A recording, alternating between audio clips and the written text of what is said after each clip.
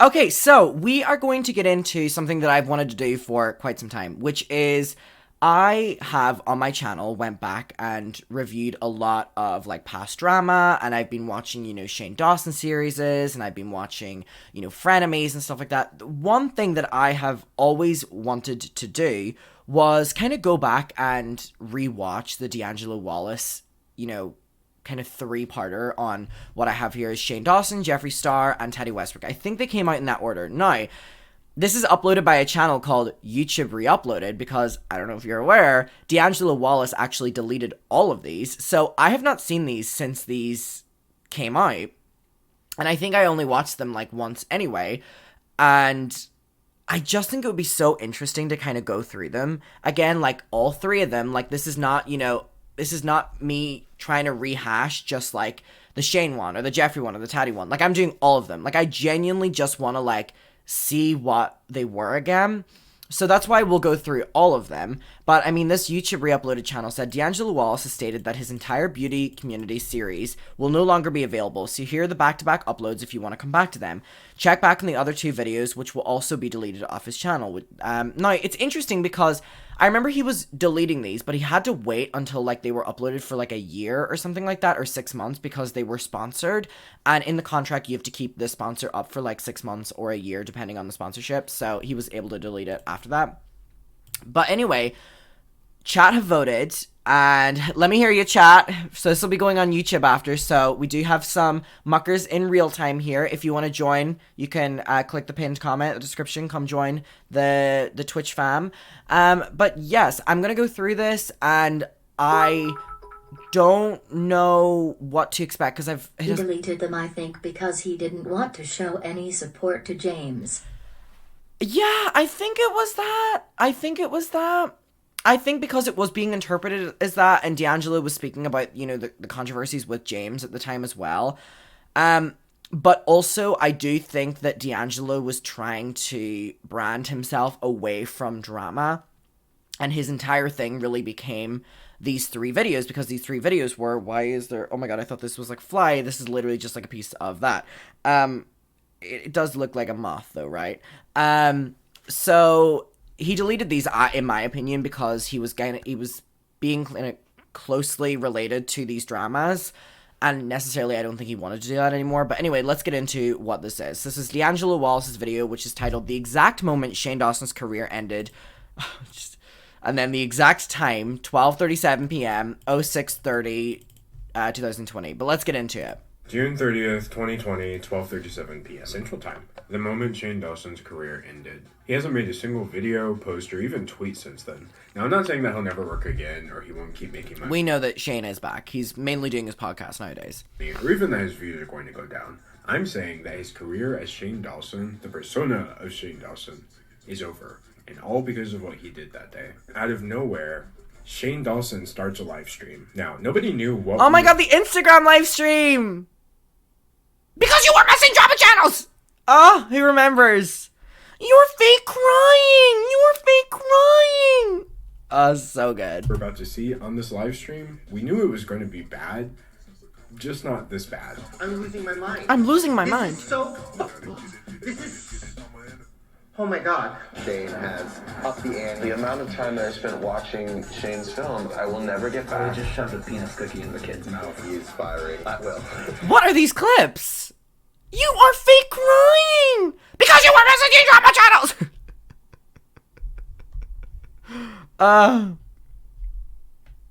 And whenever she, like, recalls, like, her abuse, he goes, like, oh my god! Do you remember? He, like, rolls his eyes at the TV, pointing at the thing. You were fake crying! You were fake crying! Because you were messaging! So good. Oh my god, for like, how long have I been doing drama on YouTube now? 2020, 21, 2, 3, fuck, 3 years.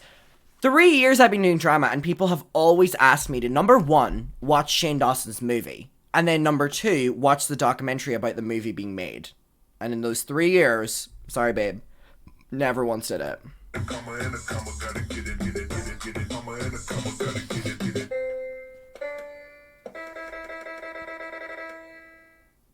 Hi, and welcome back to me talking about whatever I want. Today I want to talk about Shane Dawson because, as you may have noticed, there's kind of a lot going on. But first I want to talk about me. If you're a longtime subscriber, you may have noticed that my channel is somewhat bigger than it was before. Like, somewhat a lot in the present. What is going on with Shane right now? He's lost 1.4 million subscribers, almost a million Instagram followers, and he's deleted over 1 billion views worth of... Deleting 1 billion views worth is crazy. Is crazy. Like 1 billion? Wow. ...videos from his channel.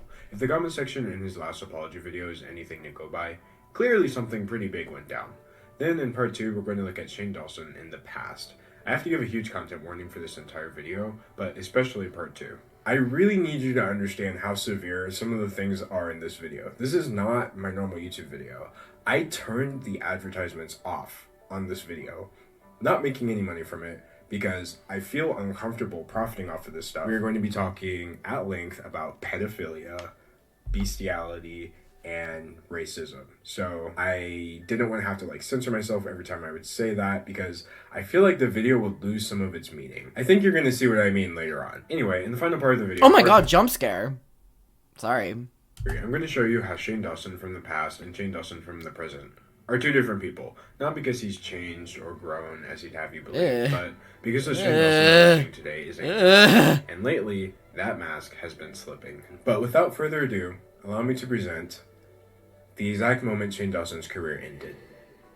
Slice of humble pie. He remembers. Part 1 will be our look at Shane Dawson in the present. In this section, we're going to look at the final 10 days before his career-ending livestream, and then why that livestream was so disastrous. Now, for those of you who don't know, Shane Dawson is one of the most popular YouTubers in the world, just known universally for being kind and genuine, and he does his best to live up to that image. Here's some fast facts you should know about Shane Dawson. He has over 20 million subscribers. Oh my god, this is only the chronically online people like myself who were in the midst of the drama.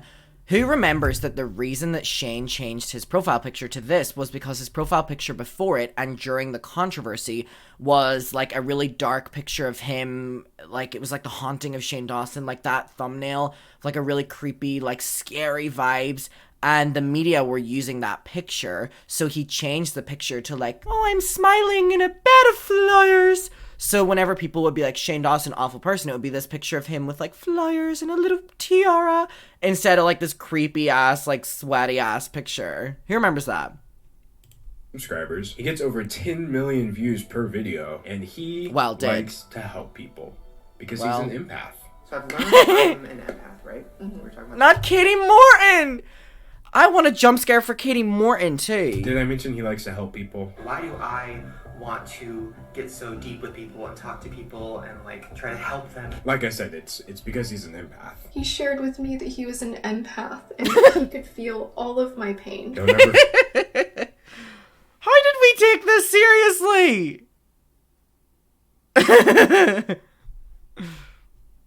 Forget that he helps people because he's empathic. And I want to help them and all of that. Because you're empathic.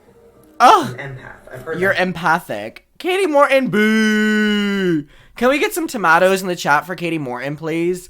Boo!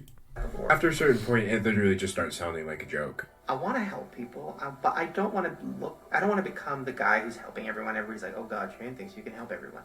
I don't want to become that, but it is hard because I do always want to help people. Are you done? Are you done? Shane Dawson is the kind of person who spends an awful lot of time telling you how kind of a person he is. And 95% of the people like that I've met... Oh, hello, Josh. Immediately recognize them to be terrible people right off the bat.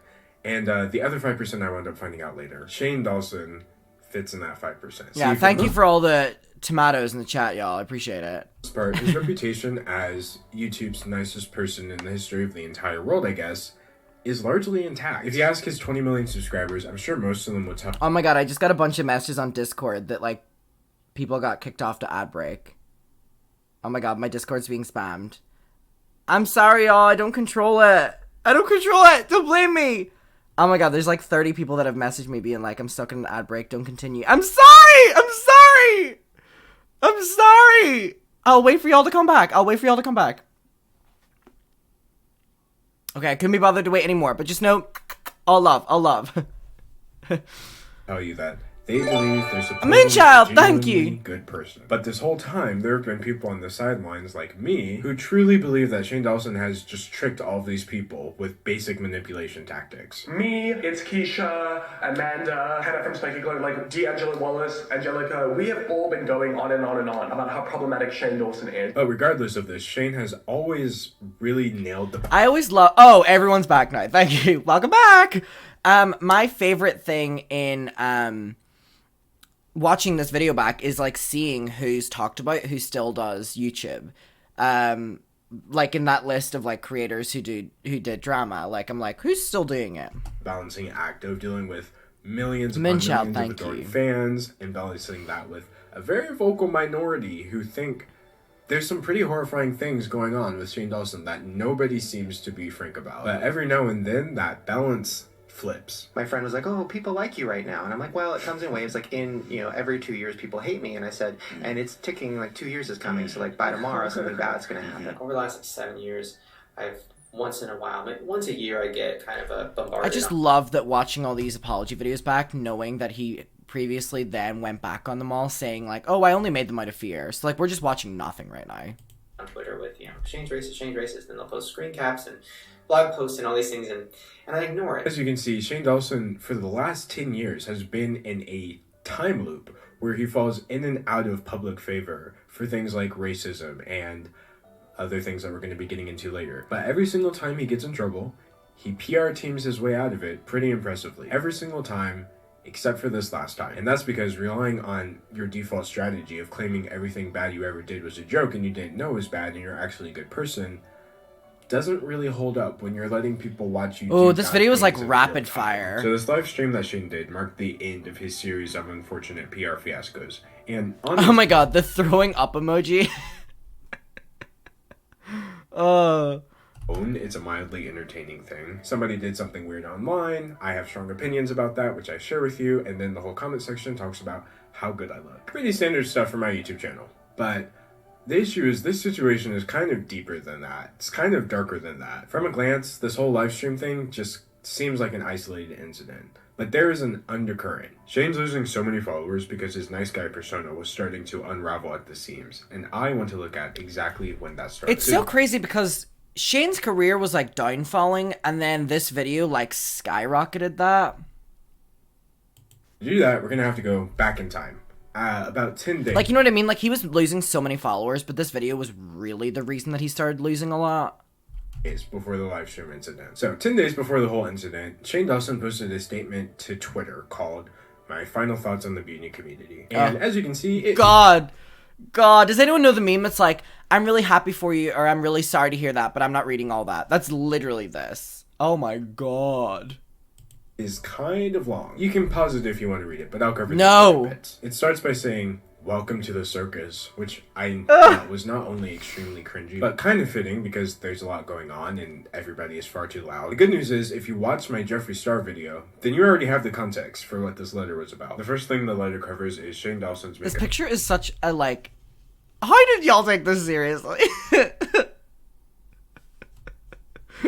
Collaboration with Jeffree Star is wildly successful, and the second Man thing wrote the letter terms and covers is conditions. Tati Westbrook's video from last year called "Bye Sister," aka a 40-minute hit piece on fellow beauty YouTuber James Charles. Now, because that "Bye Sister" video wound up working so conveniently in Jeffree Star's favor, and by extension Shane, since they were working together on makeup, people actually started speculating that maybe Jeffree and Shane had something to do with it. This was further corroborated by the fact that, according to James Charles, he said that Jeffree texted him informing him that Shane Dawson was one of the people who contributed to the bad blood in the first place. So in this Twitter statement that he posted 10 days before the incident, he basically just addresses two birds with one stone. He says that he's leaving the beauty community because it's too toxic.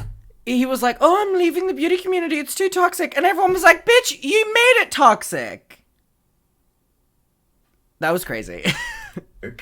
Even though he's somehow sticking with Jeffree Star, who is more toxic than every other beauty influencer combined. Yeah. And this part of the statement really did not sit well with people because, let's be honest, how can you leave a community you were never part of? The only reason Shane Dawson wasn't anywhere near a makeup palette was so he could make money off of the people True. in that community. True. And then once the heat got too hot, he just dips and calls them toxic on the way out. Then Shane tries to squash the rumors that he worked with Jeffree Star and Tati on the Bi-Sister video to take James Charles down. He claims that he didn't have anything to do with the video, but insists that James Charles still deserved it because he was young, egocentric, Humble and pie. power-hungry. It literally sounds like something from like a young adult fiction novel, but those are his words: young, egocentric, and power-hungry, and that he needed to... It's just hard to imagine him, like, actually writing that. You know what I mean?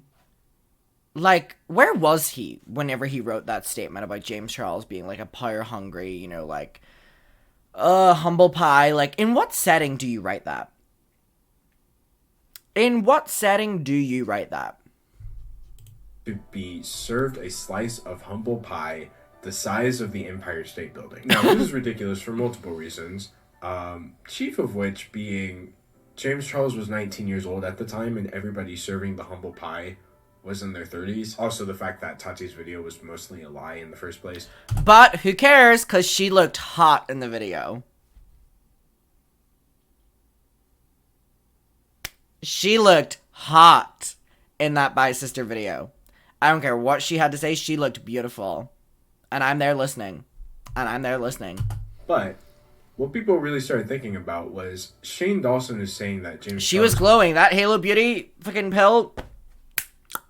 Amazing. needed this big humbling experience. But as you know, probably from watching my older videos, Shane was far worse than James Charles was, even when he was older than him. So he started getting backlash, obviously, because nobody likes a hypocrite. But he actually specified that he didn't mean James deserved any hate, but then doubled down on the fact that James needed to be humbled. So when people inevitably called him out, he just deleted... That Halo pill was working overtime, mama. Mama, that Halo pill, that was a mother pill. Wow. Wow. She was crazy for that. She looked gorgeous in that video. He did all of it, all of the posts, and claimed that he's too sensitive for Twitter. But by that point, it was Me. too late. So This is literally like something I would tweet. I'm just too sensitive for this shit. I'm leaving. because he was so critical to James Charles in his attempt to kind of shine a spotlight over there, Makeup Twitter kind of shined the spotlight right back on Shane's face. And they started... That's what the funniest thing about all of this was. All of this started because Shane was trying to call someone else out, and then everyone went, "No reverse card."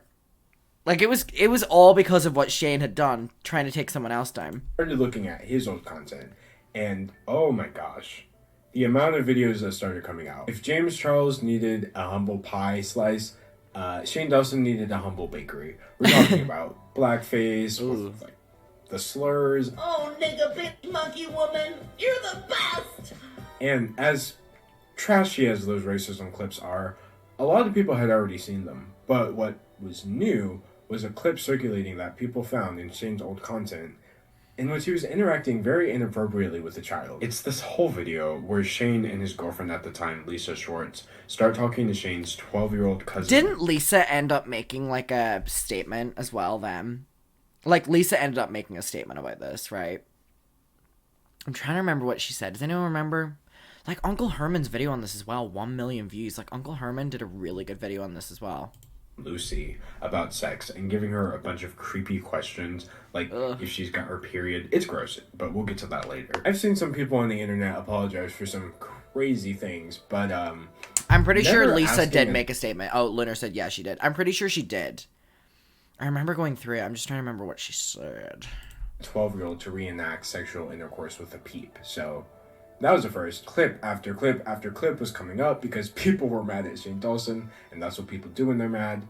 But in this case, it wasn't like old tweets where he was saying bad things. It was legitimately concerning things like this. So now Shane Dawson was in a bit of a pickle. People wanted answers for what he said about James Charles, so that's current controversy. Yeah. People wanted answers for what he was doing with his cousin 10 years ago. That's old controversy, which in my opinion shouldn't even be called controversy. That's just creepy behavior from an adult towards an underage girl. But, okay, so long story short, Shane was stuck between a rock and a hard place. True. That he literally created because he didn't have to release the statement on James Charles in the first place. So after like That's actually what I forgot.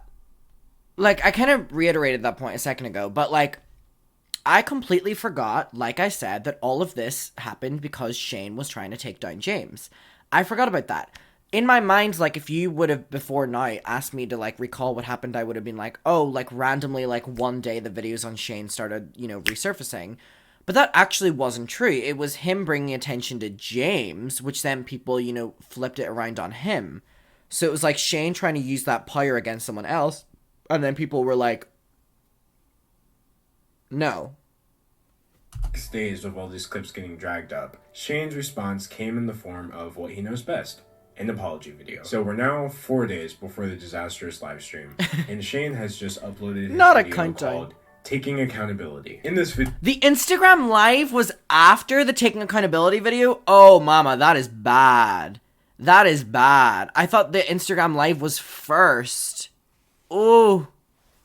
Because you were messaging drama channels. I thought, oh, wow. he clears up not just his Twitter statements, but also the really weird cousin clip that was circulating, and he knocks out the blackface while he was there too. Okay, look, just how do you get in this many controversies at one time? I totally understand being in like a blackface controversy. I don't understand that. I'm not racist, but I can Millie, see how thank you could be you. in the blackface controversy. I've never But then seen how are Shane you not look also greasy. in like weird behaviors with minors controversy at the same time? Honestly, pick a struggle. Anyway, Shane apologizes. He said that he's sorry for normalizing racial slurs, which it's about time, but it's a little late. But hey. Blackface was something that I did a lot. Like, I did it a lot on my channel. And there's no excuse for it. There's literally no excuse. So I'm so sorry. I'm sorry that I added to the normalization of blackface or the normalization of saying the N-word. After the racism apology, he addresses the clip with his cousin, in a really weird way. I saw a vlog clip of me and my cousin who was, I don't know, probably 12 or 13 at the time. And we were, you know, I was doing the birds and the bees talk. Dumb, gross shit. The birds and the bees talk? Mama, that was not what he was doing. That was not what he was doing. Where he was having the birds and the bees talk. You and your girlfriend were like reenacting it with like peeps. Like it was just like rewriting history to like get out of it. And I remember a few years ago, I reached out to her mom, my aunt, and I was like, I'm so sorry. Oh my God, I can't believe I did this. Like, this is insane. I can't believe I talked to, you know, my cousin like that. And, you know, she was like, oh my God, we know. It's okay. It was funny. Like, we all thought it was funny. Like, well, keep it in the family, Shane, I guess. That's just how our family is. So I kind of took that as like, okay, well, then I don't need to apologize for it. But I do. Our family is just like that has to be the worst explanation for creepy behavior around a kid I've ever... And then lastly in this video, Shane addresses his statements about James Charles. So the part of the Twitter note that I regret more than anything in my life was the part where I said that James deserved a slice of humble pie the size of the Empire State Building. I only want to talk about this situation. See how, like, cringy it is hearing him read that out? Like, I just can't imagine him writing that. You know what I mean? I wish he would came out and be like, oh my God, Rylan wrote it. Or something like that. You know what I mean? With love. Because I feel like that note had so much anger in it. It was just not good. And if this is how his family is like, then he shouldn't have kids. So I'm going to come at this situation by first apologizing. I'm sorry. Remember, and that was basically Shane's apology. There's a lot more in there because it was like 20 minutes long, but you can watch the full thing for yourself if you want. I just picked the parts that are going to come up again later down the road. But oh my God, thank the you, triple Louisa. Apology video, first of its kind, it was enough, or at least it would have been had he waited a little bit longer. See, when Shane Dawson gets called on to apologize for things, he always hyper focuses on like the one thing that he did and never the root issue. So he was so hyper focused on the clip with his cousin and just general statements about the weird... Oh my God, I still can't believe that he tried to get out of that cousin thing with being like, that's just how our family is. Oh my God, I forgot that he said that. Oh, Jesus Christ. That's like the worst thing you could ever say. I'm like laughing out of shock. Like, oh, that's just how our family is. What do you mean by that? What do you mean by that? He used to make about children that he didn't realize downplaying it would turn out to be a lie, because somebody named Miss Hemlock on Twitter made a thread where they just compiled all kinds of video evidence of Shane Dawson's behavior around children back before he was in his current YouTube era.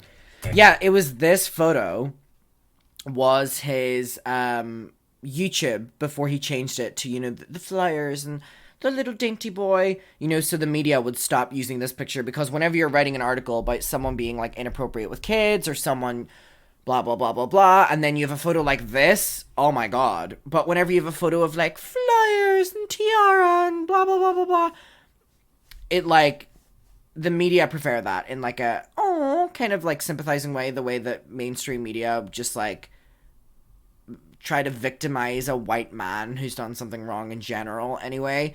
So using a picture like this really didn't fit their narrative, so they had to change it a little bit. And it is disturbing. Now, this thread came out 13 hours before Shane Dawson's apology came out, meaning he didn't have time to see it and craft his scenario. So he wound up shooting himself in the foot, because he acted like it was just like a weird one thing with his cousin, and the other things were just offhanded jokes.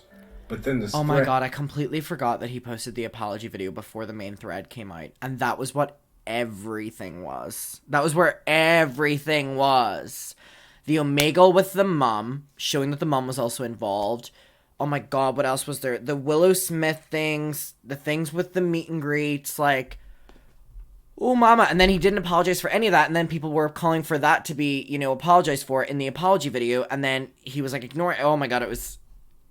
Oh my god. Full of him interacting with real children that are not in his household. That's a gross violation of everything, basically. So I guess after Shane Dawson's apology video went up, he realized that more and more of these clips are coming out. So he privated 1.1 billion views worth of videos from his channel. It was like... And I remember in the moment of covering this, because I was like really on his ass with it, he was deleting from the Shane Dawson channel, the Shane Dawson TV channel. I'm pretty sure he deleted the entire Shane Dawson TV channel.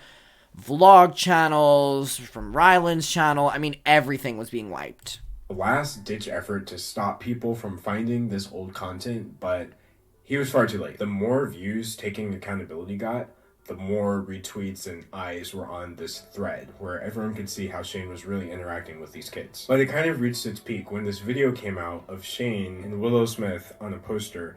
You just have to watch the video. And again, I'm warning you, it's very upsetting. Oh, Willow. Oh, whip your hair back and forth. Oh. So as uncomfortable as you felt watching that, imagine how Willow Smith's mom felt watching that. And it turns out we don't have to imagine, because she saw the clip and she spoke up. So now we're only 3 days before the live stream meltdown, and Will Smith's family... I can't believe we have like a countdown to the Instagram live. Dragged Shane Dawson on Twitter for sexualizing children. Jaden tweeted out in all caps, "Shane Dawson, I am disgusted by you. You sexualizing an 11-year-old girl who happens to be my sister is the furthest thing from funny and not okay in the slightest bit." Shortly thereafter, the mother, Jada Pinkett Smith, tweeted out to Shane Dawson, "I'm done with the excuses." So less than 24 hours after his apology video, where he thought he was in the clear, some of the biggest celebrities in the world just said, "No, we don't accept your apology or your excuses." By this point, so many people, in the effort to archive Shane's content, had sent so many clips, and people were making even more threads, by far the worst of which was this thread made by Kipolodian, which documented this show called Hey Millie. Oh god. It's just, honestly, watching this now is so crazy that he's still posting on YouTube. I know people are like, oh, like, I'm not for deplatforming or stuff like that, but it's like, when there's just like stuff and stuff and stuff and stuff and stuff and stuff, at a certain stage morally, it's like, has someone went too far beyond the point of like return kind of thing? And do I believe that that is the case here? Yeah.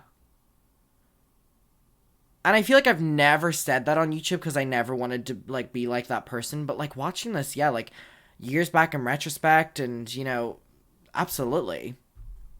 Get into later, but long story short, the show was about a fictional 8-year-old puppet girl character. They wrote this character to be constantly sexually abused and unaware of sexual innuendos that she was putting out. That was the entire concept of the show. And because Jaden and Jada Pinkett Smith are such high-profile celebrities, them calling out Shane Dawson made him wind up in the news. Just 3 days before this Instagram live stream, Shane wasn't chilling on his couch. He was literally in the news for sexualizing a child that happened to be a celebrity. Christ. He had just deleted 1.1 billion views from his own channel in order to stop people from finding clips that they had found so many of, they were making threads of them on Twitter. He had posted a Twitter statement, that didn't work, he had to delete it. He posted an apology video, that didn't work because Jada Smith basically shot it down. I think for the first time in his career, Shane Dawson was out of options. And then Tati Westbrook posted her video, and that's Mother came back! Mother Tati came back!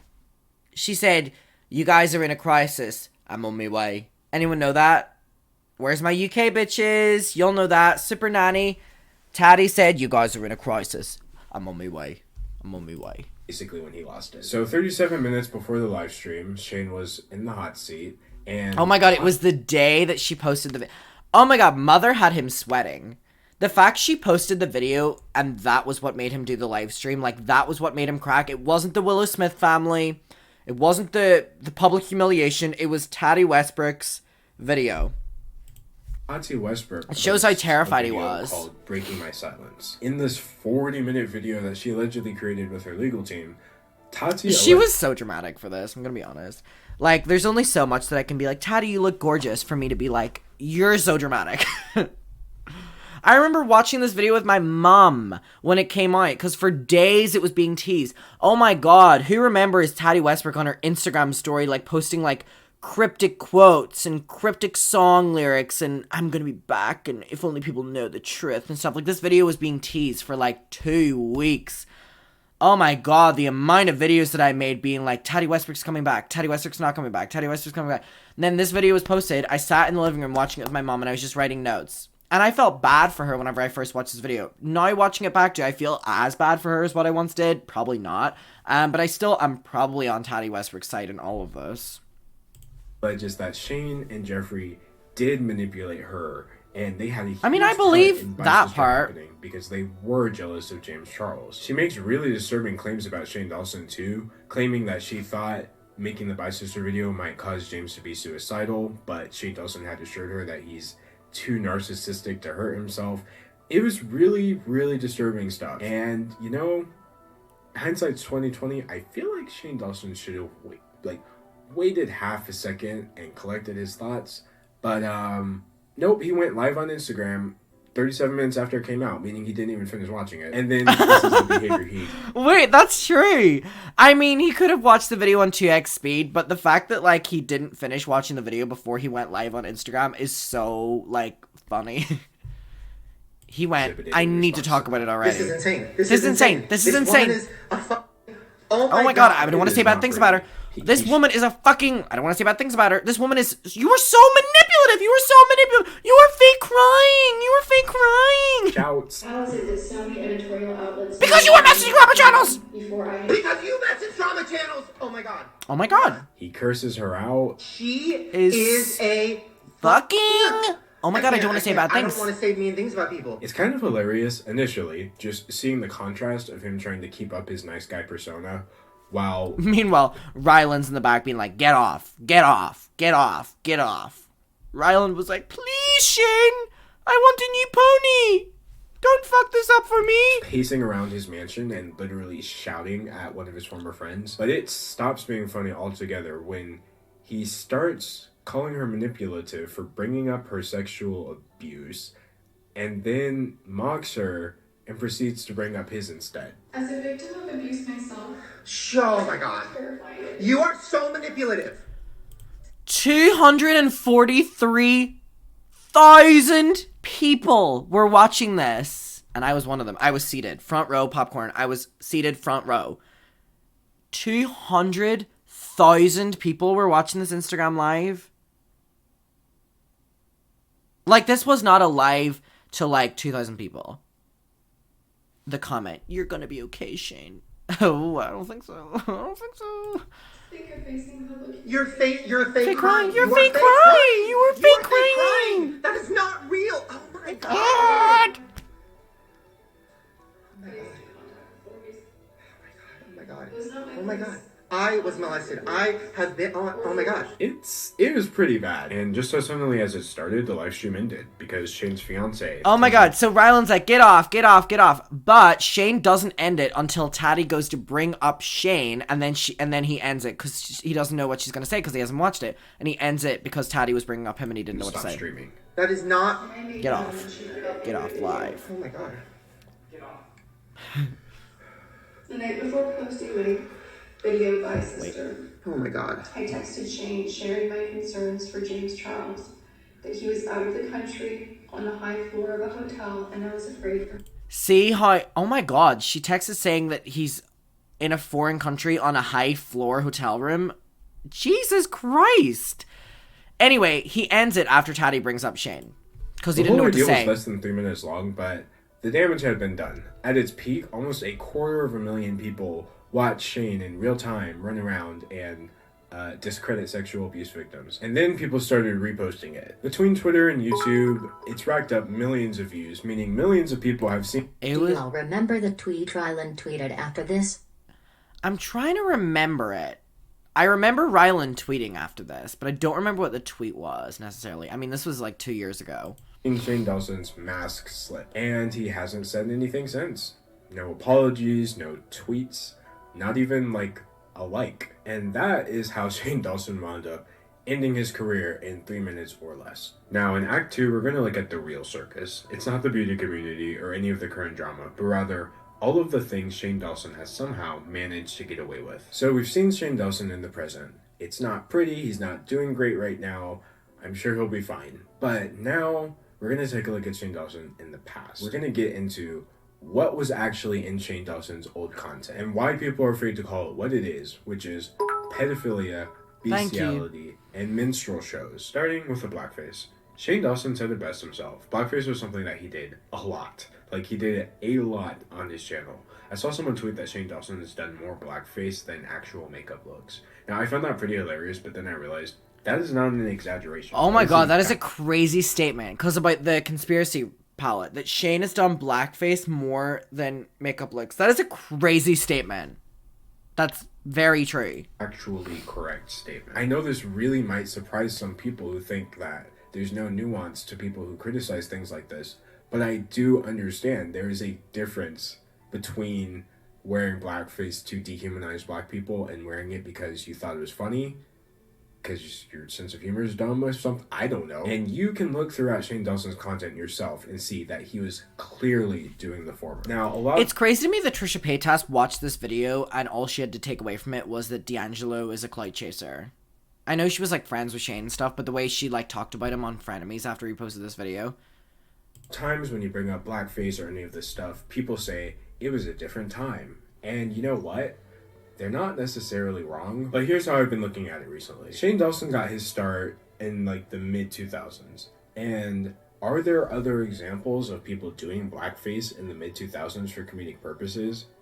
Yes. Does that mean it was normal in 2008 to literally don blackface? Absolutely not. 2008 wasn't some mythical racism world where people just wore blackface and it was funny. This was a thing that specific creators were doing and getting away with for God knows why. But even at that, Shane Dawson's content is not just blackface, it's literal minstrelsy.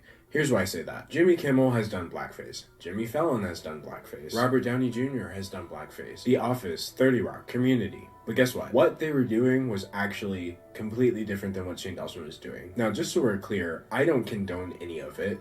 Maybe that's just because I know how to tell a good joke without painting my face, that's just me. But in all of the shows I named, black people were not the target of the joke. Again, blackface is still racist, and it's not racist just because you weren't trying to be racist. But if you look at the context of each of those specific cases I just brought up, they were not wearing blackface so that they could make black people look bad. It was more so to reflect on the characters and how stupid they were for wearing blackface in the mid-2000s. Shane Dawson, on the other hand, every time he donned blackface, it was specifically to make black people look bad. Yeah, I mean, that was a very valid point and a very true point. And this was, I remember watching this in the moment, it was the first time I've ever heard anyone phrase it like this.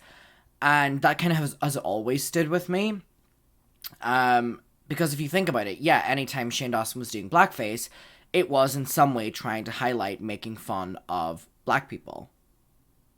And that was the sole joke. Like, the sole joke in some times was literally just that he was doing blackface.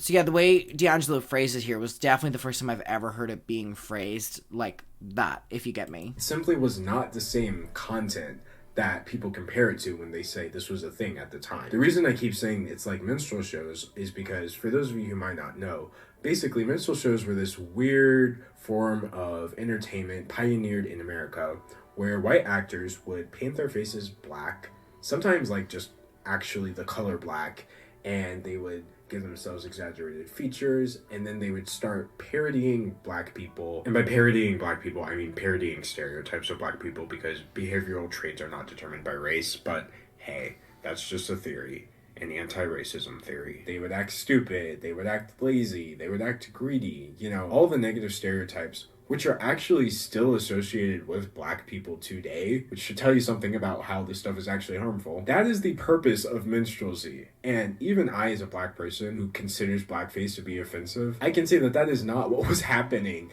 That's not what Jimmy Kimmel was doing. That's not what Jimmy Fallon was doing. That's not what Robert Downey Jr. is doing. But that is absolutely what Shane Dawson was doing. The whole minstrel show thing is an idea rooted in white supremacy. And that's absolutely what Shane Dawson was tapping into for his humor style. He had a running theme across his channel that black people were less than, and they were always the butt of the joke, and they were always ignorant. He's cum face thing ever. Almost as nasty as the black girl's hair on the back of the box. Oh my god, I remember these clips. Oh, I'm like getting flashbacks to watching this video for the first time. Who else watched this video, like, in real time whenever it first came out? Oh, look at my Garfield tattoo. It's finally healed. I need tan tonight. I might tan tonight. Maybe that'll make myself feel better about myself. I'm feeling very low about my self-appearance right now, so maybe I'll do that. I also removed my tan a couple days ago, so. Who watched it in the moment? Me. Okay, perfect. Shauna, I really want her to have a channel, and she has a lot of fans, and like, she doesn't know what she's doing, she doesn't know how to make a video, she's black, she doesn't even know how to, she just slaps her keyboard. So they want to... So much so to where he had the black people in his skits act ignorant and dumb too. You'll always be my son. You're my family, and these are my niggas. What? Oh no. What? The fact that his mother did these skits with him is so crazy. And then like in his like documentary era, his mom was like the angel who was like, you know, like the really nice, like southern, like, you know, nice little lady, like she's such a little angel. So this idea or this narrative that Shane pushes, that he's built his career off of edgy humor, not racism, absolutely does not hold up. I'll show you edgy humor right now. Edgy humor is this scene in It's Always Sunny in Philadelphia in which What's-Her-Face puts on black or brown face or whatever you want to call it, and then starts trying to explain POC issues to a group of actual POC. What are you doing? Just go with it. Let me ask you something. Why we got to be the trash men and the maids and the gardeners? Yeah. Why we got to live next to the trash dumps and the ghettos? We deserve better. When was the last time a white lady pick up after you when you threw your orange soda and your grape sodas on the ground? You're losing them. Do I personally think it's funny?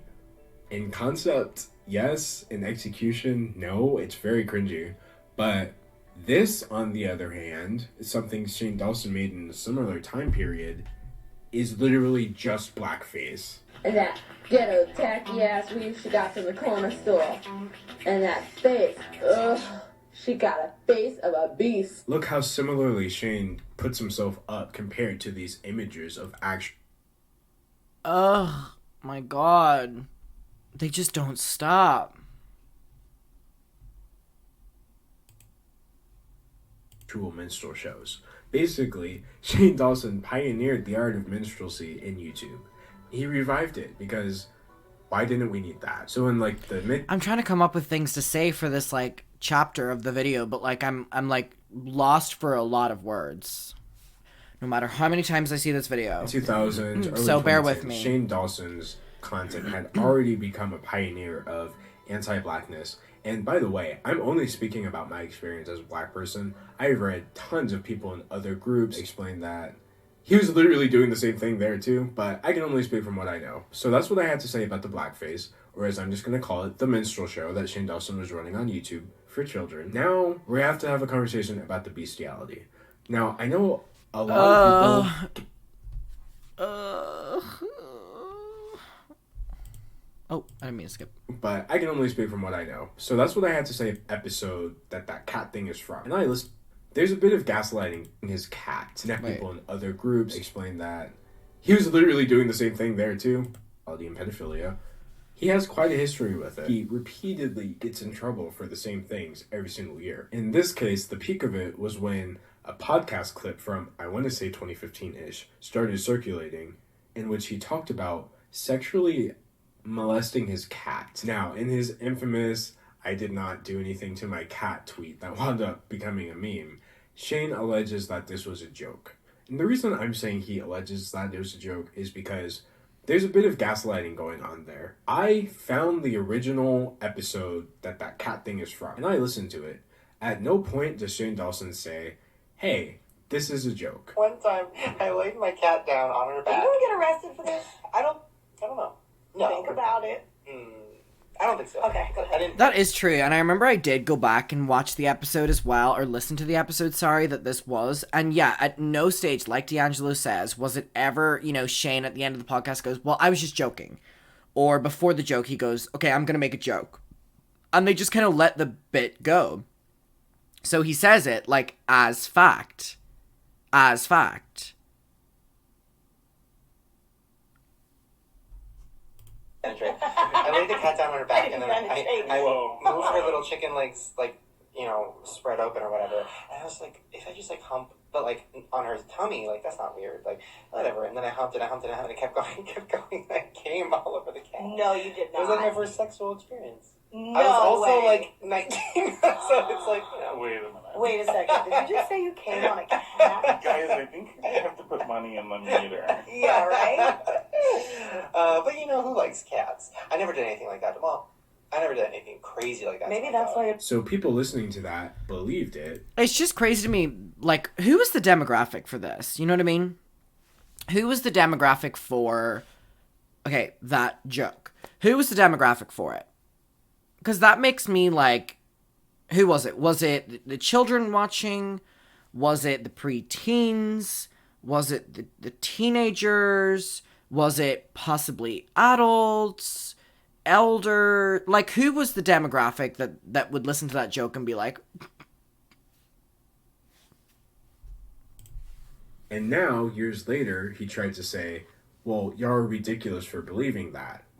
How dare you believe me? Yeah. Also, I demand that you believe me in this moment when I'm telling you that what I said then wasn't true." It's classic manipulation. Now, do I think Shane Dawson, did that to his cat? It doesn't matter, because he is on camera doing so many other weird things to animals and nobody talks about it. First of all, he would post pictures of his pets, his own pets, to his Instagram with poses implying that they were sexy or that he was going to have sex with them. And he would do this a lot. There were a lot of Instagram posts of him implying that he wants to or just finished having sexual relations with his pets. So when you start considering that, with the fact that everyone believed him when he said he did that to his cat, it starts seeming really ridiculous tensing how he up. managed to trick us all into thinking we were crazy for believing it in the first place. Of course, it could still be argued that they're just captions about wanting to have sex with your dog, but he would also pose with them suggestively. He would just do really creepy stuff. He was literally trying his hardest to give us the vibe that he has sex with his pets. Alright, you guys, I'm gonna go. Muffins is already asleep over there, so I'm gonna go join her. And we're gonna have a wild cats night. Are you ready to dance? Okay, really quick, I just need to point it out. Oh no, he's obviously ready to have sex with me. Dirty little dog. But worst of all are the videos of him just actually sexually harassing animals. Thank And you, I have to J-Lo. give you the biggest possible trigger warning I could ever give. I appreciate This that. is Thank you not so safe much. For life. Honestly, just don't watch this. I'm just putting it in here so that you guys know that I'm not making stuff up. Can I make out? Oh! Want us to think about having sex with animals at a young age because that fucked me up. Oh yeah, Daddy. I'm sorry, I blamed it. No, not Peach. No! No! I won't take this!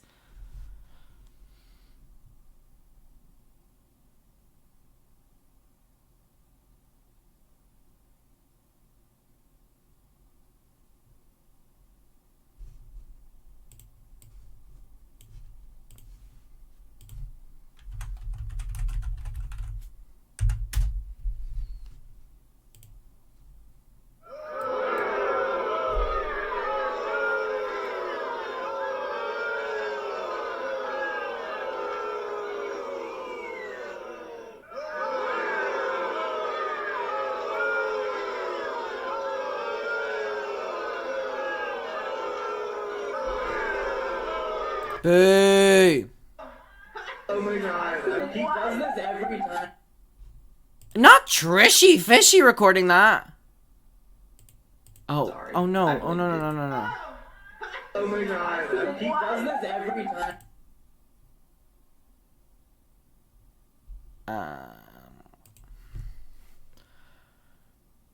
Oh.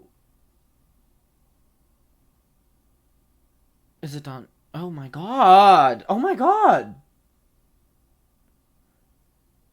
Is it? Oh my god. Time and place. Jail. I have Night. never seen a human being with such a large platform that has video evidence of them treating animals this way. And I don't understand. I legitimately don't understand how he's gotten that far. I think a huge part of it is kind of like with the minstrel show stuff. People don't want to talk about it. I'm going to be fully honest. Do you guys think Shane ever watched this video? Whoa, just need to drop my phone. Do you think Shane ever watched this video?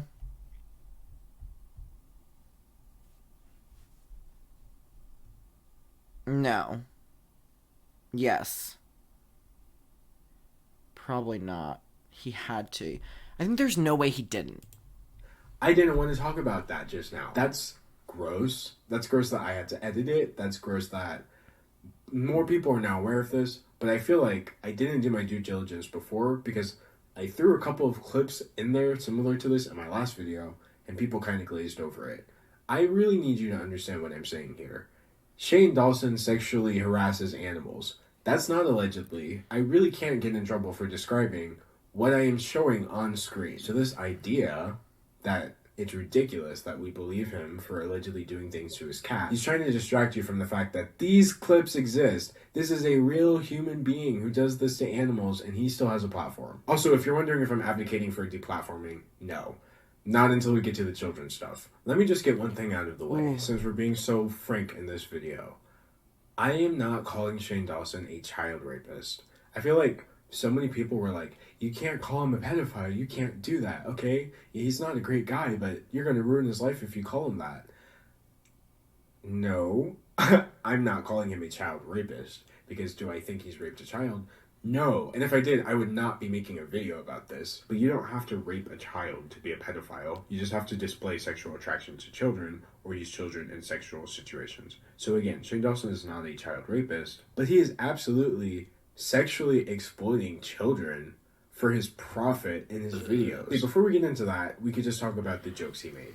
He would make frequent remarks that he was just going to rape children. He would joke that he is a pedophile. He would just say that point blank. He would joke that he's not a pedophile. He would make jokes about collecting child pornography. Have nightmares? What are they about? Mine are always about somebody breaking into my house and taking my computer. But then it always scares me because I'm like, if somebody stole my computer, you know how much blackmail they would have on me? I mean, the fact that I haven't been on to catch a predator yet is like a miracle. Alright, now it's time to see some hot, sexy bitches wearing my Hot Topic shirts. Damn. Oh, if Justine wasn't watching, I would rape all of you. I'm gonna fuck him. I'm gonna fuck her. Then I'm gonna fuck him. Then I'm gonna make him react to it.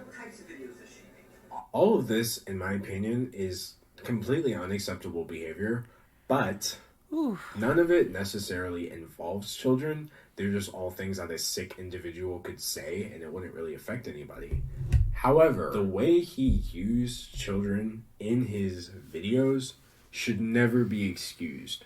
And I honestly cannot sit here and let people normalize this and say that this was a normal thing that was happening. No. Just watch this. You, where'd you get your pants at? Look, it's like little Shanae. H&M, girl. Ooh, that sounds dirty. That sounds rough. H&M.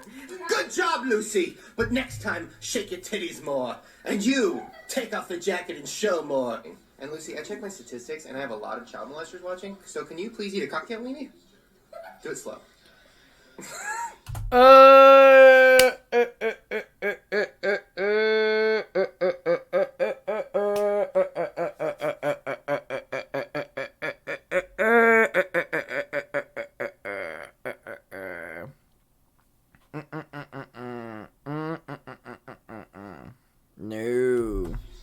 No. Oh, I like that chocolate, that weenie. Okay, give her a lap dance. Do it. And blow everybody a kiss like you're a mermaid. That was the worst kiss I've ever seen. That was terrible. I would never have sex with you. Titties. Oh, man. Man, 12-year-old... Oh, the chocolate's getting in them. I didn't know 12-year-olds develop that fast. Wait, let chocolate lick your boobs. Look at... Wow. On multiple occasions, he would have them simulate sexual actions, even going on to joke that it was for the benefit of the child molesters that were watching him. There are just so many of these clips, and it's not okay. The way he would make these children act in these videos is also deplorable. That's something that Shane Dawson has not taken responsibility for. The most he said is that he used to make bad jokes about kids and have them do weird things in skits, and he regrets it. But until Shane Dawson can actually admit to doing the behavior that I am showing on screen, he has not even addressed that this stuff exists in the first place, which is extremely disconcerting. The worst part... So, keep in mind, his taking accountability video was... Yeah, this is 100 times worse than what I remember as well, J-Lo. J-Lo, thank you so much for taking time out of your busy Vegas schedule to come join. Get on the floor. I'm still J-Lo from the block. I'm still J-Lo 235 from the block. This is just deranged. So, his apology video, taking accountability, literally came out before all of this started coming out. So he was apologizing for none of this, by the way. Or for me personally, was just all the photos and videos that involve him actually touching. I mean, why would this... I know there's people in the chat being like, I don't remember all this either. Why would this want to be stuff that we retain? You know what I mean? These kids, or like looking at them inappropriately. I feel bad for the kids that have grown up and there's content of them online like this. That's why children should not be allowed online. Latino in videos. version of the girl from Paramore. How old is you anyway? 13. You 13, okay. I don't buy it. Come here. Get over here. Give me a hug. Breastfeed. Take a sip. So much milk. Actually, I'm sure there's more milk over there. Can you please breastfeed with Shauna, please? That would make... There's a ton of photos he released for meet and greet where he thought it was a good idea to pose sexually with every single kid at the meet and greet. Just absolutely inappropriate. On top of that, he kissed... It's so crazy as well. Like, in a meet and greet, that's such a professional setting, and you're there being like, with kids. That is so fucked up. Like, who's taking the photo? Where's management? Isn't there management? One of his 12-year-old fans on the lips at her request. Okay. 3, 2... Okay. Some people even have the audacity to say, well, she asked for it. She was a 12-year-old girl. Shane Dawson was in his 20s. I think he was older than me. You know, if I kissed a 12-year-old girl, there would be no leeway for me. I really don't understand why more people are not talking about this kind of thing. On top of that, he swapped gum with some 15-year-old kid. Okay, so please explain what you want me to do. I want him to do that gum and then give it to me. In your mouth? Yeah. Alright, let's do it.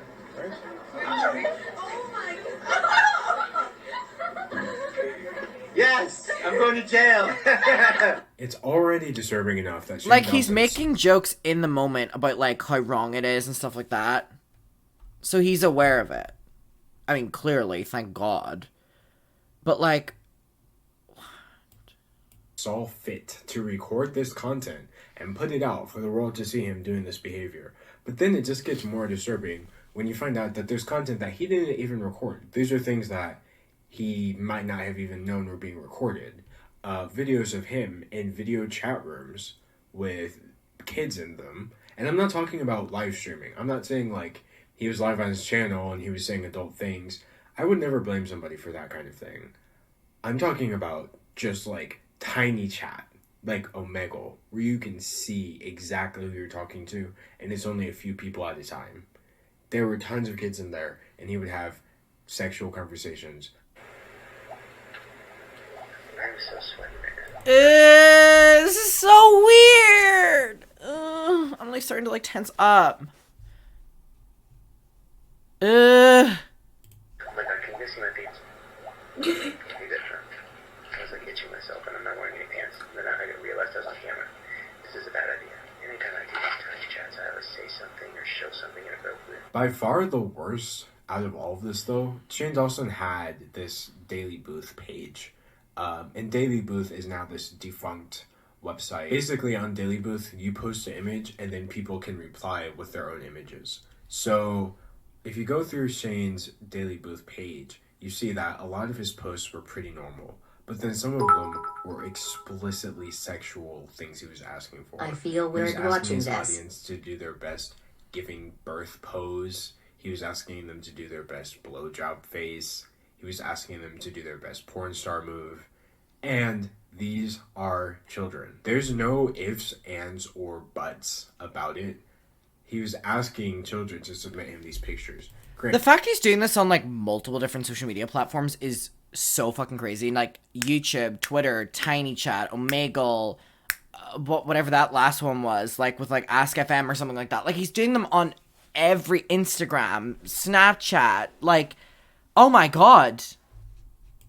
Granted, he didn't Oh my say God, I'm getting tense. kids, but he didn't put any sort of 18 plus warning on there. And on top of that, the reason I can say he was asking kids for these pictures is because he not only knows that his audience is young. As a YouTuber, the only pussy that's getting thrown my way is 12. So Oh. I can't touch it. Illegal. Legally. Do you have fans who want to fuck you? Like, but young? Like, a lot of these young girls, like 12, just, Yeah. oh, shove a cock in my mouth, like all this stuff. They'll, like, grab my butt, and I'll hear them, like, I touched his ass, oh, I wanted to fuck my pussy, or whatever. He caters to a younger audience, or he did in that time period. This was an intentional thing that he was doing. It's simply abnormal behavior that needs to be addressed by Shane Dawson. On top of that, he would interact with famous kids in a really weird way. He would just make jokes about dating them, Rebecca Black. saying things like underrated. And I mean, we have Rebecca Black on the record saying like how uncomfortable Shane Dawson made her as well. So weirdness, and he would touch them weirdly, and just he was the one taking pictures of this and uploading it himself. He had common targets like Fred, for example. He explains how he was under the impression that he was sending sexual text messages to Fred, a 14-year-old, and that he was planning to go over there so that they could have sex. And again, I'm positive that if he was called on this, he would say that this is a joke. But listen to how he presents the story. It's like 5 years ago, I haven't even talked to him about this. It was like 5 years ago, and he followed me on Twitter. And he's like, oh, I saw your Fred is Dead video. I'm like, oh, cool, whatever. And then he goes, so do you want to like talk on AIM? I didn't have an AIM, but I said yes, and I made one. And then we started talking, and I was maybe 19, and he was probably like, honestly, like 15, I don't know. And he was just like, yeah, you live in LA? I'm like, yeah. He's like, where? And I was like, North Hollywood. He's like, oh, I'm here right now. I'm like, at a hotel. And I'm like, oh. And he's like, yeah, we should like hang out. It was like 1 in the morning. I was like, oh. And then I was like, oh, isn't that kind of weird? And he's like, no, it's cool. It's just my sister, and she's cool with anything. She's asleep. I was like, what's happening? So I told my mom, who was like watching Nancy Grace. I was like, Mom, I think Fred is trying to fuck me. And my mom's like, I'll drive. And I was like, yeah, okay, that YouTube motif. So then I was just like setting up them hangout. And then I said something. I made like a really, really gross joke about oh my god, Lunar, thank you so much. And thank you for interrupting that so I could stop this for a minute. Thank you. Thank you, Lunar. Oh my fucking god. Yeah, the interviewing laughing at all this is so weird. So he's saying that, like, he thought that a 15-year-old Fred wanted to have sex with him. Following him or something because I thought it was going there. Right. And then he blocked me. And Whoa. blocked me on Twitter. Whoa. Blocked me on everything. Wow. Deleted every tweet he had sent me. And I was just like, I went too far. We never talked about it. And then I met him 3 years later and it was cool. And now it's like this weird thing where we're friends. But I want to be like, were you trying to fuck me? Yeah. Also, were you trying to catch a predator? Like, what was happening? Yeah, what was going on? I don't know. And then he came out. So I guess maybe. He did, so maybe he was. I don't know. There is no setup, there's no punchline, there's no indication Thank that you, he's Leonard. not being serious. And in conjunction with all this other stuff that he has done that is on camera, it's just incredibly disturbing. Another child that he was constantly inappropriate about was Rebecca Black when she was a kid. Listen to the things. And I mean, what we know now, what we didn't know back then, is that Rebecca Black has literally spoken up about, like, how she felt used by Shane and stuff like that. So we literally have her on the record on the H3 podcast saying, like, how uncomfortable Shane made her, and she was always the butt of the joke, and, you know. Say about her, and he would prompt his friends into saying about her. Who's Rebecca Black? I want to suck Rebecca Black's titties. Rebecca. Rebecca Black being, like, 14 at this time as well is just so fucking creepy. My most popular video is my Rebecca Black parody, and I've never met her. And you did. She's amazing. You're missing a lot. Like, she's gorgeous and amazing. Besides that, what does she got going for her? Besides her breasts. And he would also make jokes about dating her, etc. And then another person who couldn't seem to escape it was Leah Marie Johnson. And this one was Leah just Marie, extra oh my disturbing to me God. personally, because according to Shane, he's known Leah Marie Johnson ever since. How do we feel about Lisa, Adam, and Chat? Well, I mean, Lisa was equally involved in a lot of this as well, so, you know, we need to also call her out. And then he made jokes about ruining her. My first acting thing ever was, before I was even a YouTuber, was like some YouTube video with the Fine Brothers. I was just an actor on Craigslist. And she was there and she was like 6 and she sat on my lap. What? Fucked her good. Kidding! I ruined her. It's just ultimately very distressing stuff to see that this was so blatant and nobody I did mean, anything if we're about gonna it. call out... It wasn't because it was okay. If we're gonna call out Shane's mom, then we also have to call out Lisa. Like, seriously. Whoa. I legitimately don't think people realize what was happening. So that's Shane and his despicable behavior around children, which he's still taking no accountability for. And by the way, like I said, he constantly gets in trouble for these things. He started catching flack a couple years ago when statements he made in a podcast were resurfacing, making the rounds again, about looking up child porn and calling a child sexy. And Shane Dawson's claim was that this was edited out of context to make him sound bad. The podcast, I mean, there's so many clips that people are bringing up. So there's a clip that has been going around again. A few years ago is when it came out. And they cut out all the parts where I said, you know, pedophilia is disgusting. It's always, like, other people's fault, isn't it? It's always other people taking things out of context, and it's never the person doing something wrong. They put it together, and it made it seem like I was, you know, talking about how it's normal. So gross. I would never say that. So if people can piece it together and it sounds natural, then they're not taking stuff out of context, really. I'm going to play this clip in its entirety. It's a little long, but because he claims that it was edited to make him look bad, I literally have to play this full thing so that you can understand that he was lying. This is what he said. What is Kim Kardashian? Is she half black? No, she's Armenian. No. Is she what Rebecca Black is? They look similar. I don't think we ever asked Rebecca her Black what has made a little less of a sex tape. She hasn't had sex with as many black guys. She did probably with that guy in that band. 15. Rebecca Black being 15, by the way, at this time.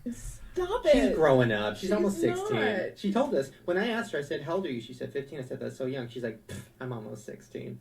As if when she turned 16, we could talk about dicks to her. Yeah. No, probably not. No. Well, I have an UGG. Oh, okay. Now, this is an UGG that I just realized a few days ago. I was with Lisa, and we ran into a child. I'm not going to say why or how, but we ran into a child. Like in your, wait, hold on. In your With my car, I hit like, the child. Okay. It was dying on the side of the road. Okay, and I great. said, I should probably ask what its name is. Uh-huh. No, but this child was probably 6 years old. 6. And I was taking a picture of something. And the kid turns to me and goes, are you Instagramming? And first of all, how does a 5-year-old, 6-year-old know what Instagram is? Right. Which is terrifying. Mm-hmm. Second of all, I was embarrassed because, yes, I was. And it was a picture of my salad.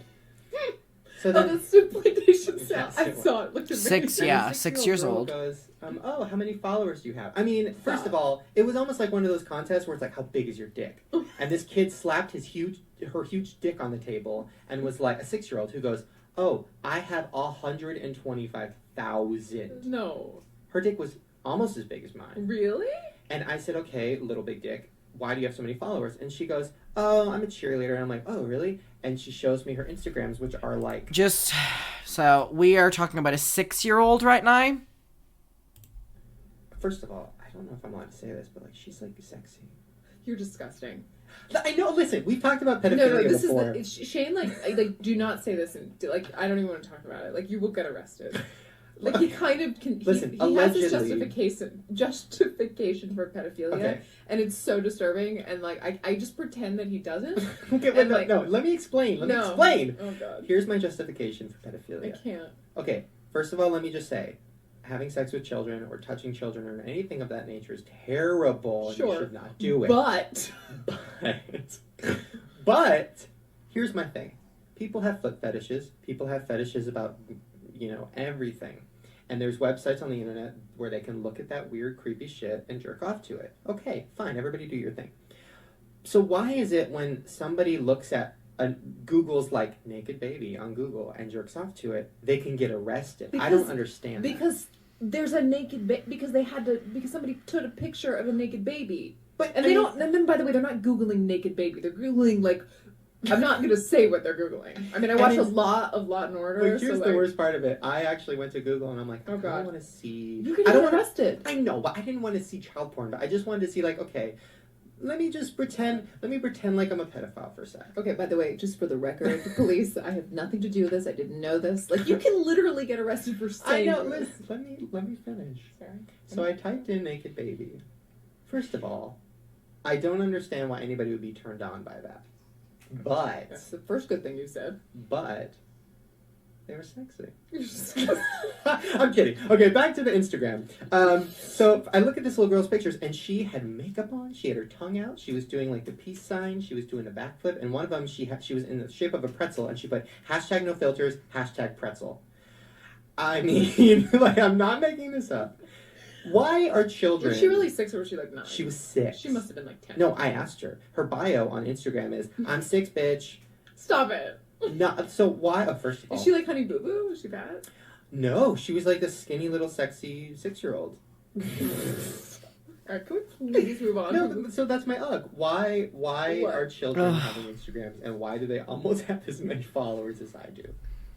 That's your ugh. Mine is... Okay, fine, move on. But I'm seriously... I don't know. I don't have an answer. I'll get out of it. It's disturbing. And so many, by the way, they're all your followers, probably. Like, they're all... That's who's following you. Who, 6-year-olds? Uh-huh. No. Maybe. Oh my god. #yum. I have never heard an adult man call a 6... How are we feeling after that? #yum, he says, when thinking about his followers all being 6 years old. Year-old sexy before my entire life, like a skinny, sexy little 6-year-old. If I personally knew somebody who talked about children that way, I would not interact with them. I would not. Quite simply. I would never let somebody like that around my children. Never. Not for any... I do think all of this content needs to be taken into consideration for whenever he does inevitably have his own child. I think now that I'm looking back at this, being a little bit older than what I was whenever I was looking at it, whenever I was like 17 or 16, this definitely all has to be taken into consideration when he is a child. 100%. 1000%. Which is why I believe that they're going down the route of, like, surrogacy instead of adoption, because if you were trying to adopt a baby and they saw all of this online, I don't care how much money you have. Amount of time for any reason. Ever. If I had somebody in my life who acted the same way Shane Dawson did around children, publicly, my kids would never know about it. And I honestly really couldn't see myself associating with them in the first place. The next thing we need to talk about is Shane Dawson's collaboration with the Fine Brothers. Now, just so we're clear, I am not putting more blame on Shane Dawson than I am on the Fine Brothers. I'm specifically talking about what all 3 of them did and how disgusting it was. So I briefly mentioned earlier they had this show called Hey Millie, and it was with the puppets, etc. Look at some of the conversations that they made this puppet have with Shane Dawson. You know what we could do, Millie? What? I'm gonna be honest, I had no idea of this character. I don't know if maybe it was a little bit before my time whenever I was really on YouTube or anything like that, but I wasn't aware of this character whatsoever until actually 2020. I don't know if anyone else was. So what is pornography? Porn is a type of filmmaking. Oh, it's a filmmaking! Yay! Like this! We're making porn together! No, we're not Everyone making come on porn. down and watch Ralph and the Grown Man make porn with an 8-year-old! No. Almost not. Porn for little kids! Makes us grow up to be strong like... So, Millie, you a fan of the D? Are you talking about your big dick?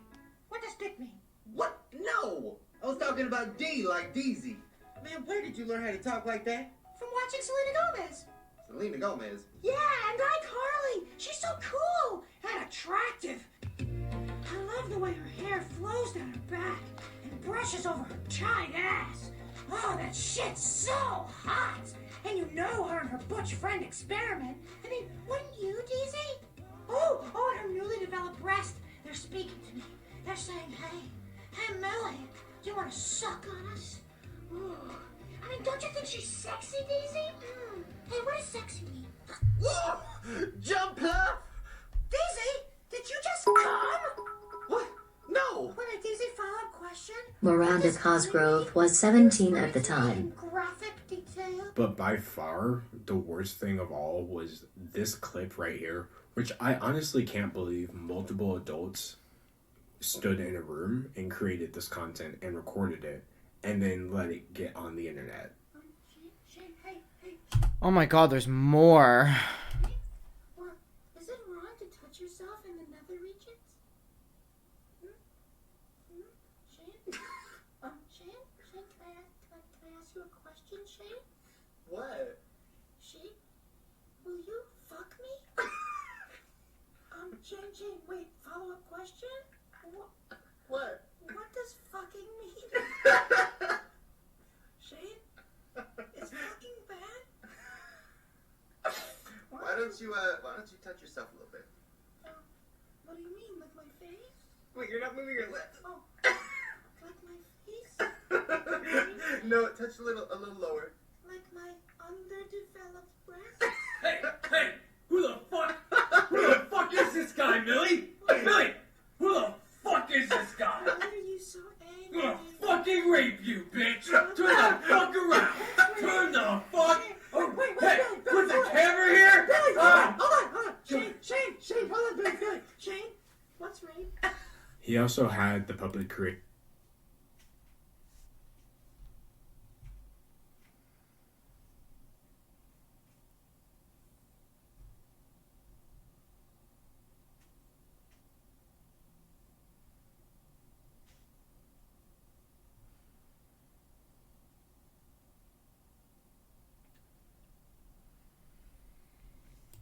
Like sexual parodies basically, which in my opinion was very disturbing because he used a Willow Smith song. So at this point he has said this about Willow Smith. Oh, I'll whip your hair back and forth. And then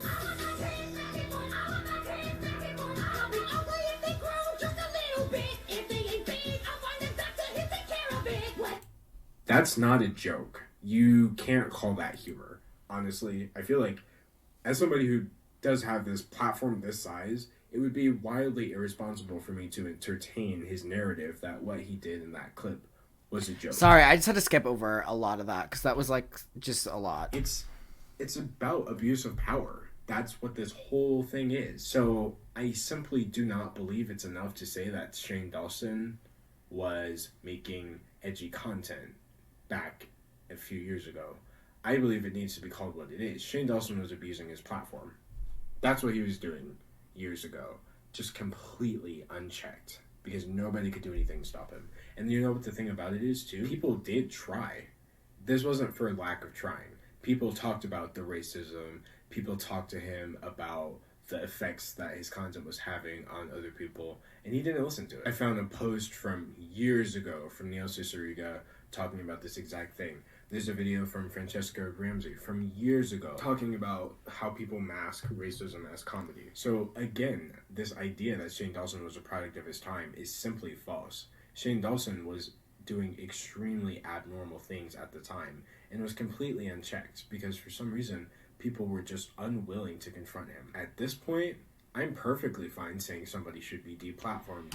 Yeah, Aaron said at least the Tati and James videos, or the Jeffrey and Tati videos will be a lot more tame compared to this. Yeah. When they use their platform to affect children, when they use their platform to affect people that can't consent, when they use their platform to showcase imagery of them harassing beings that can't consent, pets, children, etc. And I say this because Shane Dawson himself said that he would be okay with losing everything. I'm willing to lose everything. At this point, realizing how many people I've hurt or how many people I've inspired to say awful things or do anything awful, like to finally just own up to all of this and be accountable is worth losing everything to me. I think at the very least... It's such a crazy, like, pity me sentence, right? Like, oh, I deserve to lose everything for this. Yeah. Like, I can't believe he said that. Like, as in, like, a whoa me kind of sentence. Back and admit what he was using his platform for in the first place. The last part I want to talk about are the complicit adults in the situation, because to me, the fact that one individual is doing things that are just this gross and sick, unfortunately, is not ultimately surprising. But the fact that he got away with it because nobody in his life at any point, on camera anyway, would stop him is disgusting. His girlfriend Lisa's absolutely complicit. Yeah. Is there anybody around? No. Yeah. Do we want to talk to you? We want to explain what sex is to you. We did get real quiet. Where's the other peep? We should probably explain. We'll use peeps. Okay, well, one peep and then we'll use you. Oh. Okay, so we'll just pretend like that's, I mean, that works. Lucy, this happens. See, oop. And then you're so happy when you're an adult. I can't believe I'm endorsing. She tried to release a statement. Oh, here was her statement. She did respond. I want to address the 10-year-old clip. Ugh, whenever people start it like that, just own up to it. Stupid.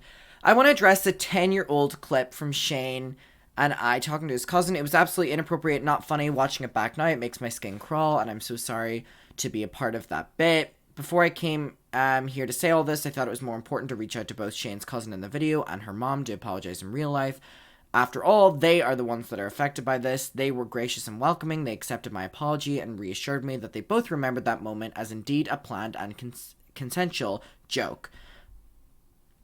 I have grown over these past 10 years as a creator and a woman, aiming to bring content that inspires and brightens an often bleak world. I promise to do better. On Twitter, where she basically parroted the same thing that Shane Dawson said. In other words, she put the blame of that situation on consent and claims that what she did with her cousin Lucy, or Shane's cousin Lucy, was consensual. But again, children can't consent. We're not talking about 18-year-olds, 16, 17-year-olds. She said she was 12. A 12-year-old can't consent to what Shane Dawson was asking of them. Another huge person who's complicit in enabling Shane Dawson's behavior was absolutely his mother. Yes. And I'm not saying this to talk about his mom or to bring his mom into it. I'm saying this because his mom was literally in the videos. She was just another person in his vlogs. And you can hear, she was encouraging that girl to twerk along with him. When he said he wanted her to undress, she just literally gave him a slap on the wrist.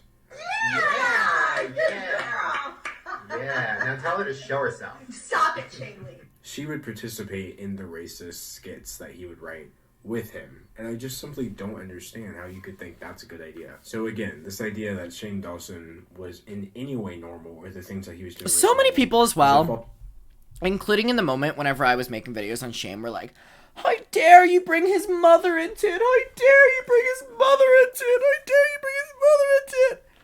What do you mean bring her into it? She is it. She's it.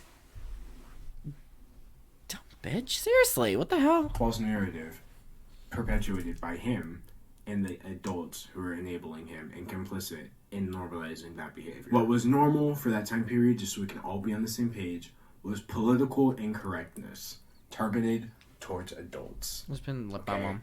Absolutely was not normal to make racist, and sexual content targeted towards children.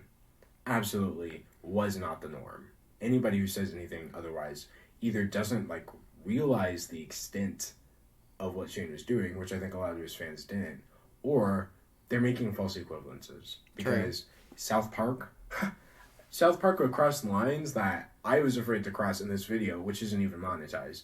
And yet, South Park has nothing to do with running a blog where they're asking actual children to send them sexual images of themselves. So honestly, there is no it was a different time, because as far as I'm concerned, this stuff doesn't have an expiration date.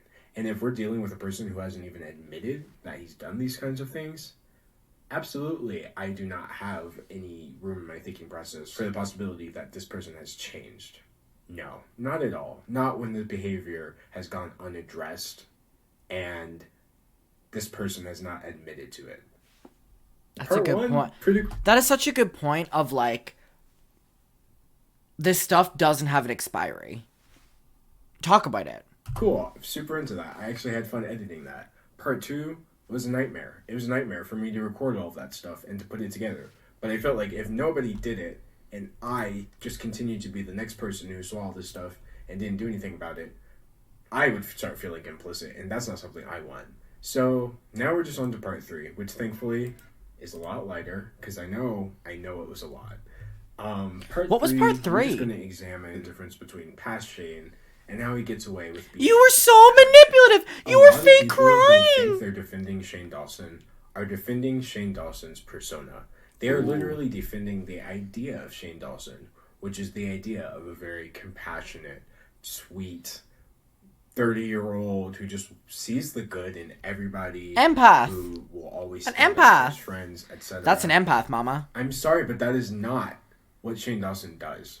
There is no evidence that he's that kind of person that he has chosen to put forward. And I can only go off of what I've actually seen, which are the things I presented in this video. Part of the reason Shane's audience is so connected to him is because he actually emulates his persona off of his audience members. It's so creepy as well that Shane's new career adventure is the podcast with his brother. So this is the family that, this is just how we act. Every YouTuber, to some extent, has a persona.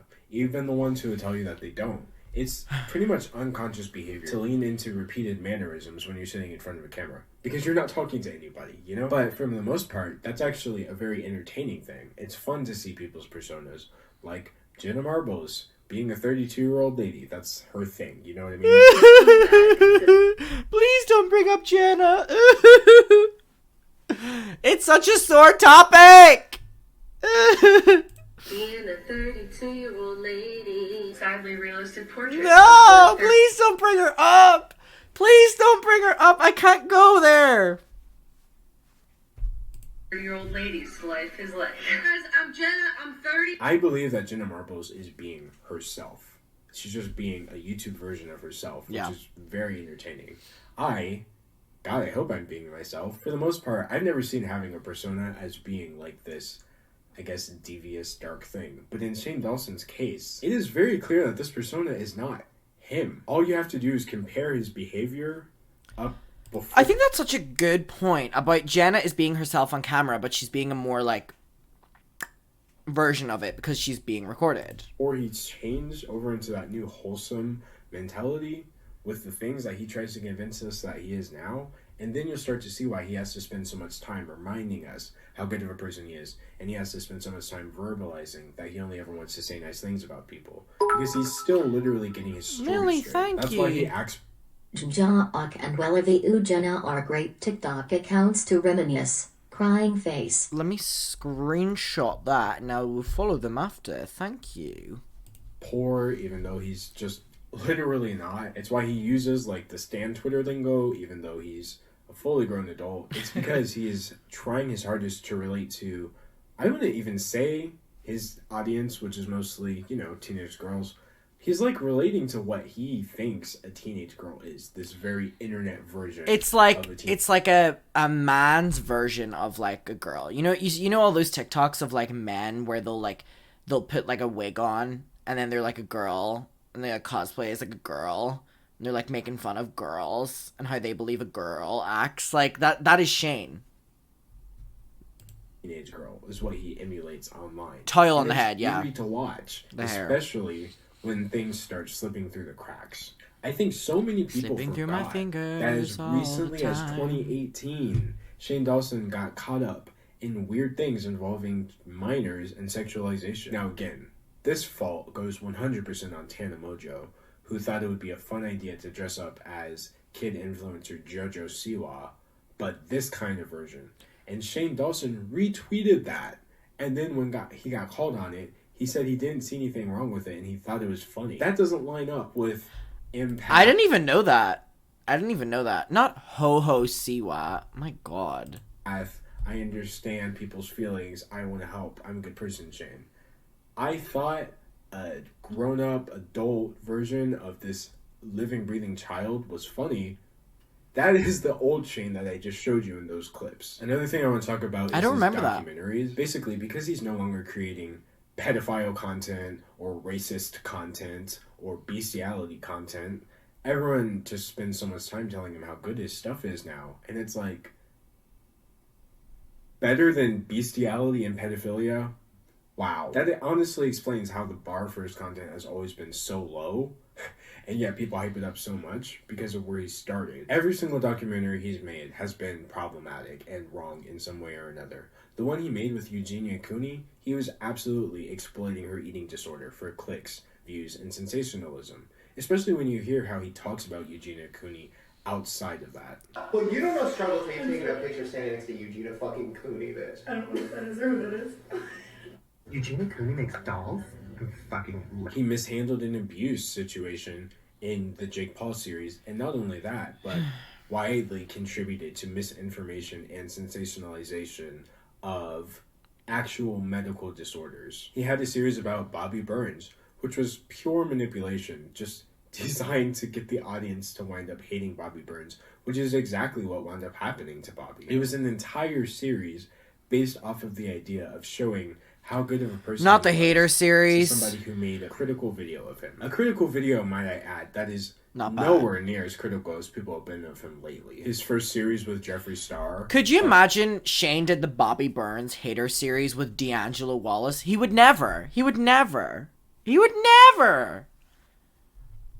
To normalize racism on a massive scale, thanks to his apology, or rather, him being an apologist for Jeffree Star's racism. Oof. His second series with Jeffree Star was false advertising, but I already talked about that in my previous video. Like, the more you look at Shane Dawson's content, the more you realize whether his intentions are there or not, every single time. Yeah, fuck Katie Morton. Is very clear, and it winds up getting swept under the rug. Because I think most people are conscious of most of the things I've said in this video. I think most people know what he did with Eugenia Cooney. I think most people know what he did with the whole sociopath angle he took in the Jake Paul series. And to some extent, I think most people know about his weird jokes about kids. Yeah, but alright.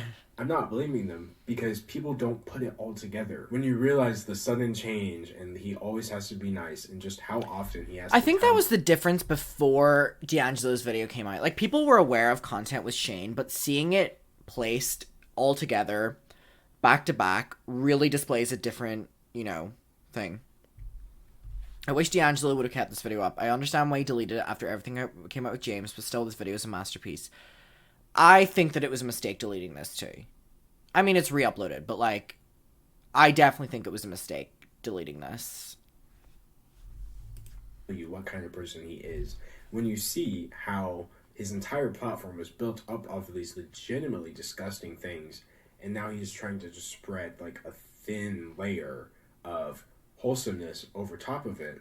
That is why he keeps getting into trouble so often. The man himself has admitted that every single time he's ever apologized up until this last one, allegedly, he was doing it out of a place of fear and not even genuine change. Yes, I apologize for a lot of them, but I'm 31, almost 32. Those apologies suck. I don't know who that person is anymore. Every apology video I've ever made has been from fear. And then, based off of how he was downplaying his behavior around children in his latest apology video, you can clearly see that that one is not genuine either. I swear on my life, I am not somebody who would ever talk about a child, like in seriousness. But, what? What? We just watched so much content about you doing it. Sorry, I didn't mean to scream, but like, it's like the overwhelming gaslightation. It's crazy! I would never talk about a child in any way that we have you on camera! What did we spend the last hour and 44 fucking minutes doing? Inappropriate. That is disgusting. That is gross. It is! That's why we've been in silence for an hour and 44 minutes and 10 seconds. It is not something I would ever do. It is something I did for shock value or... But, did you do it or did you not do it? You said it's something I would never do, but I did it for shock value. So did you do it or did you not do it? Did you do it or did you not do it? Like, what is it? What is it? Did you do it or did you not do it? You said, I would never do that. I did it for shock value. So you did it. So you did it. So you talked about children inappropriately. So you did. Okay. Pick an angle. I thought it was funny or like, oh my god, my child molester character or whatever.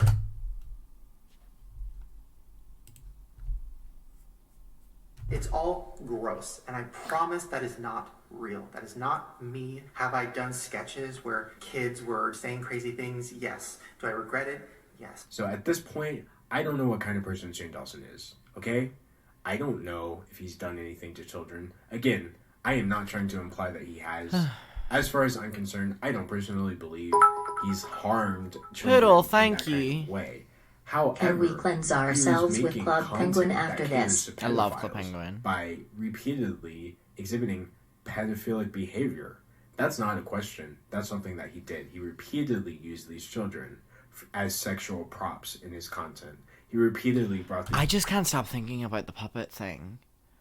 I think I always skipped past the puppet thing whenever I was, like, watching this for the first time.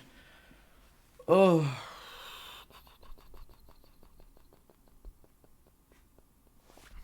these children into sexual conversations. That's pedophile behavior regardless of whether you're a child rapist. Because again, I'm not saying those are the same thing. However, he's absolutely exhibited pedophilic behavior. And it's ridiculous that in the past he's claimed that we're ridiculous for pointing it out in the first place. I just feel like for so long I've watched Shane Dawson gaslight everybody on the platform. And it's not okay. It's not okay. I feel like even if this video doesn't go over well, I believe in my ability to show you why I am saying this. So that was my video about Shane Dawson. I promise you I am never doing a video like this again. I loved it. Well, that's not necessarily true, because we did 2 back-to-back ones after that. Oh my god. Okay, let me decompress my feelings and opinions on this real quick. Okay, so here's where I'm at.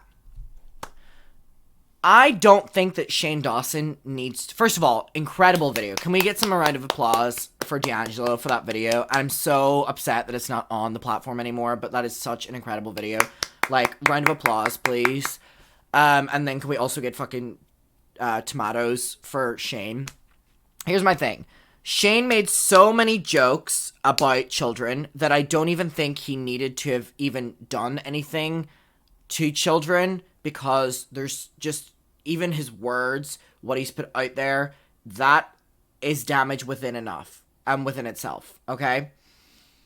In terms of the animals, there is enough content out there showing him acting in ways towards animals that's all the proof we need. In terms of the racist content, I think the exact same.